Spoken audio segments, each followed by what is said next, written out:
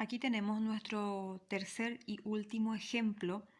Tenemos logaritmo de base 2 de x más 6 más logaritmo de base 2 de x menos 6, que es igual a 6. Tengo un pequeño inconveniente aquí, que el logaritmo tengo dos veces ya. Dos logaritmos ya tengo en el primer miembro. Y ya saben ustedes que tengo que transformar el del segundo miembro, el 6 que tengo ahí, tengo que reemplazar por un logaritmo también. Normalmente debería tener un solo logaritmo en el primer miembro y uno en el segundo miembro para que yo pueda cancelar uno del primero y uno del segundo. Pero ahora tengo un problema aquí. Tengo dos logaritmos en el primer miembro. Y bueno, tengo que buscar la forma de transformar a un solo logaritmo. Y en ese caso vamos a acudir a lo que son las propiedades del logaritmo. Había una propiedad que decía logaritmo, imaginemos que tiene base 2, ¿verdad? Que es lo que en nuestro caso. Yo pongo nomás letras aquí, m por n, por ejemplo, ¿verdad? Logaritmo de base 2 de m por n, cuando tenía un producto, ¿en qué se transformaba? En el logaritmo de la suma. O sea que voy a escribir otra vez logaritmo de base 2 de m ya, más logaritmo de base 2 de n. Entonces, logaritmo del producto o de la multiplicación se transforma en logaritmo de la suma. Justamente yo tengo esta parte, logaritmo de la suma. Tengo dos logaritmos aquí en mi ejemplo, ¿ven? Así. Y lo que yo necesito es solamente uno. Y justamente si yo reemplazo el logaritmo de esta suma a este logaritmo del producto, voy a tener un solo logaritmo, ¿verdad?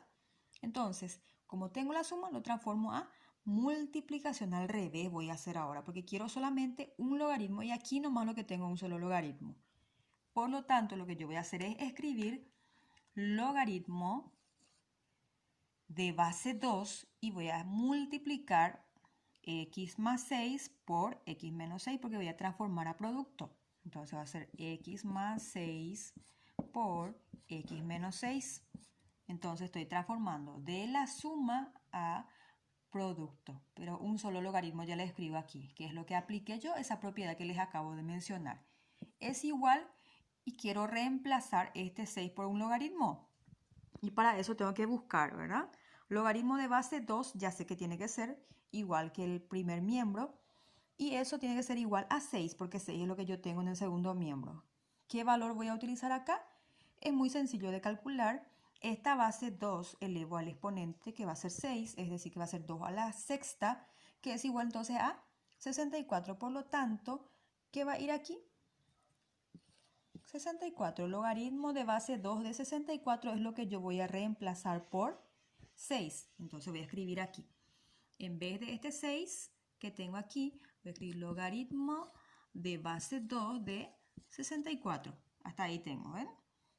Tengo un logaritmo en el primer miembro y un logaritmo en el segundo miembro. Ahora ya puedo cancelar logaritmo de base 2, logaritmo de base 2. Y ya voy a escribir lo que me queda, que va a ser x más 6 por x menos 6, que es igual a 64.